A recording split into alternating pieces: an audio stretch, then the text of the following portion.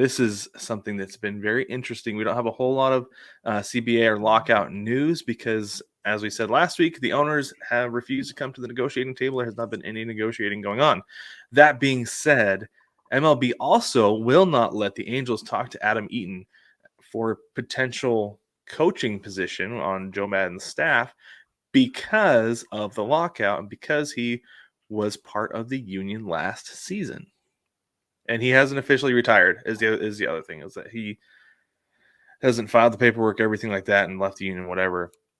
Right. But because he still technically could play this season, then that's why they don't want him to talk. Now, this is a problem. Brig, do you want to kind of outline the issue here that we see with this and going forward?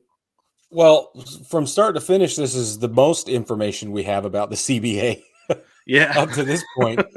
Yes. Even though it feels tertiary, it's not, because we know the owners aren't coming to the table. We also know that they are split. This is really splitting hairs hard.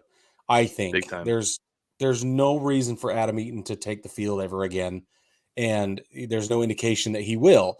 So why can't he interview? Because the front office and the coaching staff and everything, they're all exempt from this work stoppage thing, right? They can still be paid and they can still go and perform their duties, whatever those duties are at the moment. So, that, to me, that's the biggest deal, but it also indicates the tremendous difficulty that nobody's telling us about with the negotiations.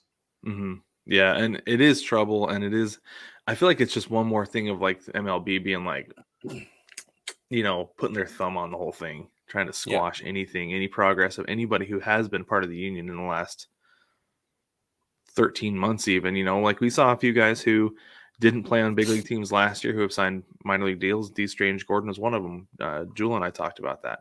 But the fact that Adam Eaton was cut back in August and now Major League Baseball is like, nope, still can't. It's unreal.